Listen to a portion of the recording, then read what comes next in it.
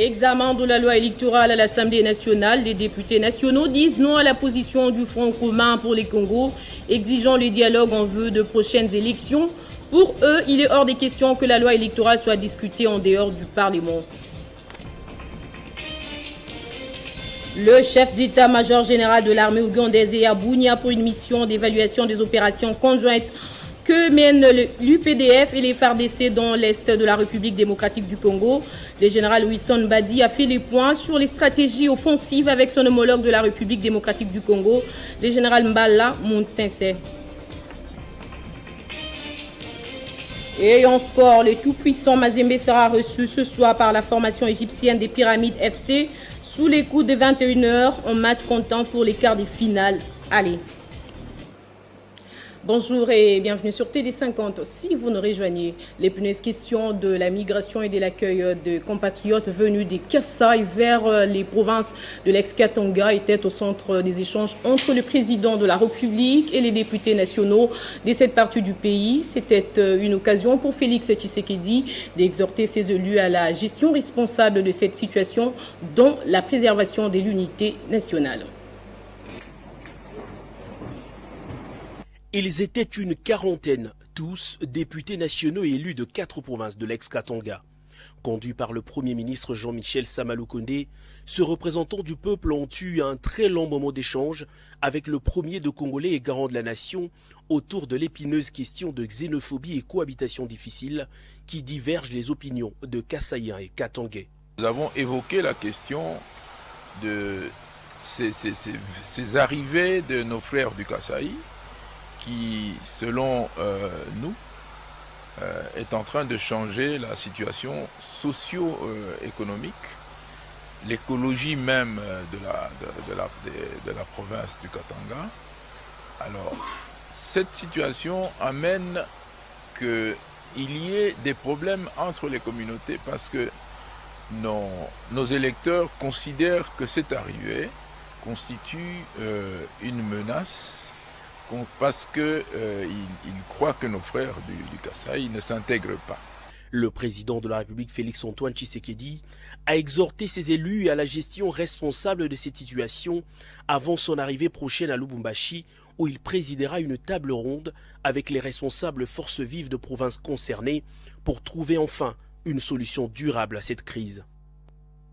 Même chose aussi dans les Hauts-Katanga où le gouverneur de province et coordonnateur de l'Union sacrée de la nation dans cette partie du pays a réuni sa population samedi à Lubumbashi pour un appel à l'unité et à la paix. Jacques Kabula Katoué a laissé entendre, je cite, « Katangais et Kasaïens, nous sommes un seul peuple et sommes tous appelés à vivre ensemble ». Évoquant le social de sa province, il a promis la réhabilitation de plusieurs infrastructures afin de booster les développements du Haut-Katanga.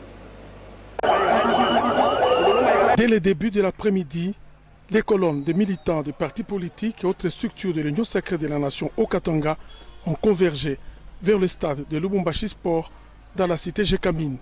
D'autres ont carrément préféré escorter le cortège de leur coordonnateur et gouverneur de province Jacques Kabula Katoué de la route Kipushi jusqu'au lieu de la rencontre dans une ambiance plus que festive. Gagnant le stade de la Jekamine noire de monde, la foule a bravé la pluie pour témoigner son attachement à son leader et chef de l'État, Félix-Antoine Tshisekedi Tshilombo. Face à cette dernière, aux membres et cadres des partis politiques, des députés et ministres provinciaux, ainsi que des membres du cabinet du gouverneur, le coordonnateur de l'Union sacrée et gouverneur du Haut-Katanga a demandé une minute de silence en mémoire de l'ancien coordonnateur, Feu Gabriel Kungwa Kumwanza. Jacques Kabula Katoué invitera tout le monde à privilégier le vivre ensemble, l'unité et la paix derrière le chef de l'État, Félix-Antoine Tshisekedi Tshilombo, gage du développement du Haut-Katanga. L'Union sacrée, cette vision du chef de l'État qui place le peuple congolais au centre de toute action. Sur le plan social, Jacques Kabula a promis de résoudre le problème de l'électricité à Matipicha et à réhabiliter l'avenue Kinshasa dans un bref délai. Le message, il y a unité, il y a Batoto, il y a Katanga. Tunapenda unité derrière le chef de l'État. Tunapenda Félix Tshisekedi a gagné ma élection 2023 à partir ya kaji ile tutafanya humu mwetu kwa Katanga. Aussitôt l'adresse terminée, le gouverneur sera escorté de la même manière qu'à son arrivée par une marée humaine jusqu'au gouvernorat. Une procession d'une foule scandant des chants à la gloire de l'union sacrée de la nation et du président de la République, Félix-Antoine Tshisekedi Tshilombo. Direction l'Assemblée nationale, les députés membres de l'Union sacrée de la nation se sont prononcés sur l'examen de la loi électorale et ont condamné la position du FCC. Pour eux, le Front commun pour les Congos s'est inscrit dans un schéma du glissement. On écoute un extrait de leur déclaration.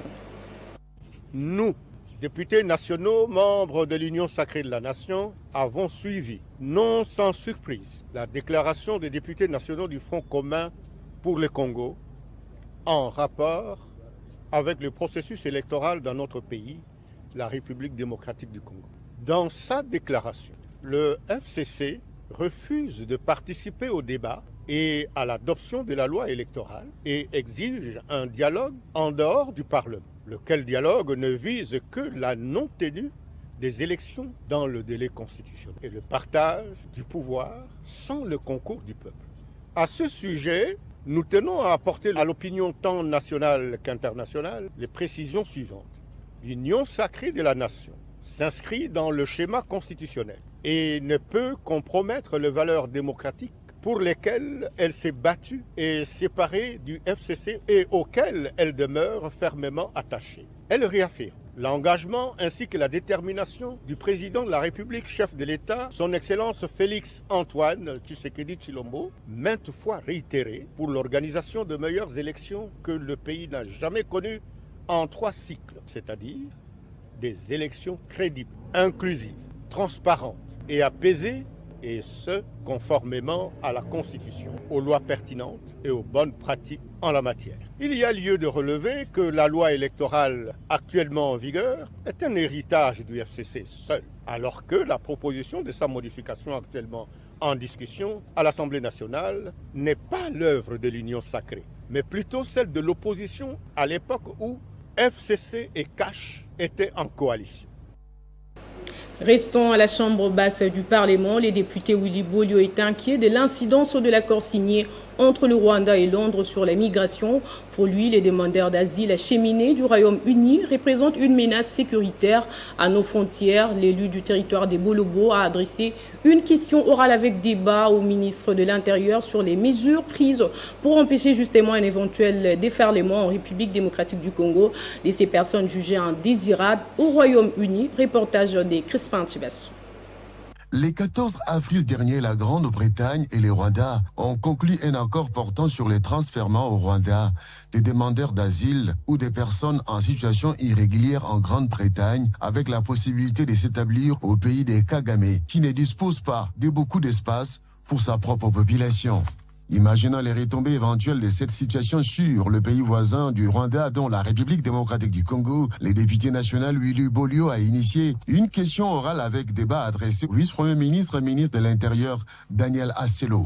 Aujourd'hui, que le Rwanda, en réalité, qui n'a pas assez d'espace pour eux-mêmes rwandais, mais qui doit accueillir un lot important des étrangers indésirables en Grande-Bretagne, mais nous devons être regardés.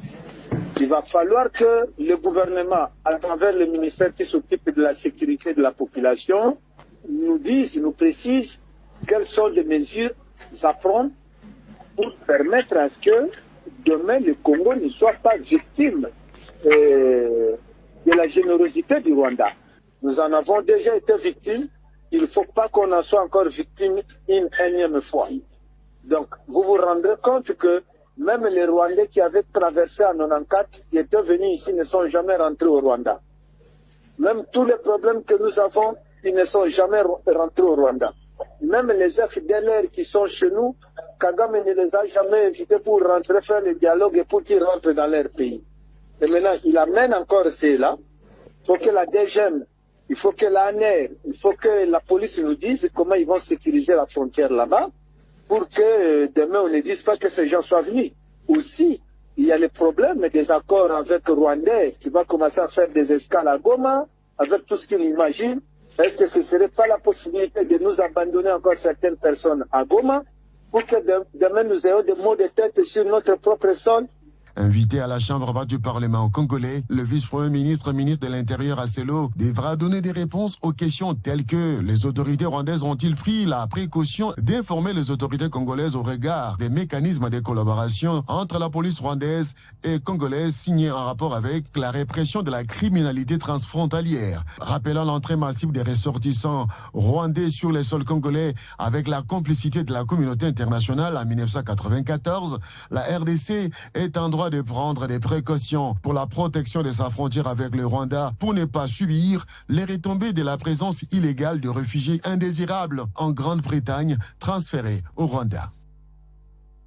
En sécurité, le chef d'état-major général de l'armée ougandaise est à Bunia depuis les samedis pour faire les points sur les opérations conjointes que mène son armée avec les FARDC dans l'est de la République démocratique du Congo. Le général Wilson Basumbadi a eu à ces sujets des séances de travail avec son homologue de la République démocratique du Congo, le général Mbala Moutsese. Des détails dans ce reportage de la presse présidentielle. C'est aux environs de 12 heures de Bunia que l'avion transportant le chef d'état-major général de l'armée ougandaise a atterri à l'aéroport national Murongo. Accueilli par le gouverneur militaire de l'Ituri, le général Wilson Mbandi est arrivé à Bunia pour rencontrer son collègue de l'RDC, le général d'armée Célestin Mbala Moutsese, dans le cadre de la poursuite des opérations conjointes entre les ADF en Ituri et au Nord Kivu. En vue de faire le point sur ces opérations conjointes, les deux chefs d'état-major ont eu une séance de travail élargie au commandant de la 3e zone de défense, au coordonnateur des opérations conjointes et au commandant des secteurs opérationnels de l'Ituri, Sokola 1 et Dungu. Un communiqué final sera rendu public à l'issue de ces travaux. Il s'y est dénoté que les objectifs de la première phase des opérations conjointes FARDC-UPDF dans la région de Boga, notamment sur l'axe Kaina, Machabi et Malaya, ont été atteints. D'énormes pertes ont été infligées aux ADF et plusieurs localités conquises, entre autres Massiza, Machine 1ED, Nyakisozi, Mapipa, Katanga, Boakadi, Belou et Maïtatou.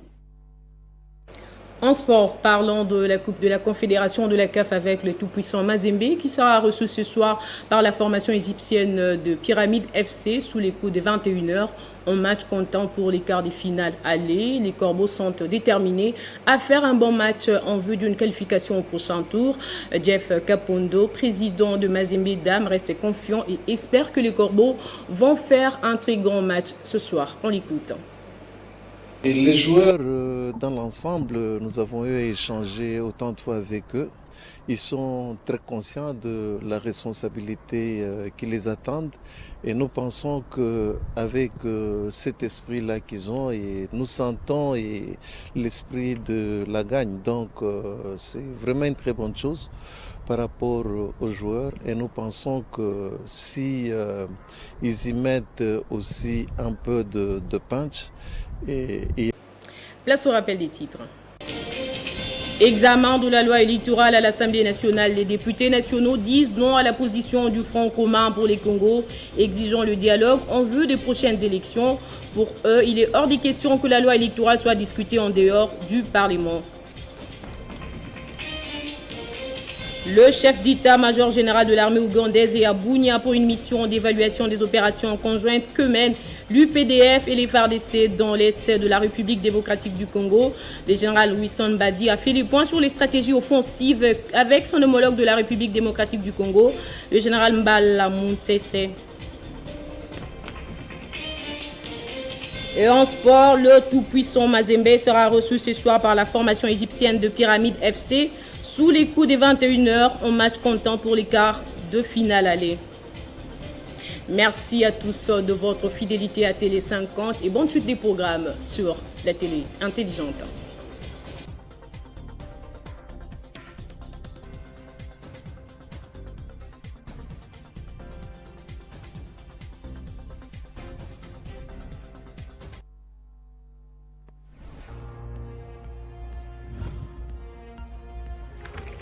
L'actualité reste à continuer.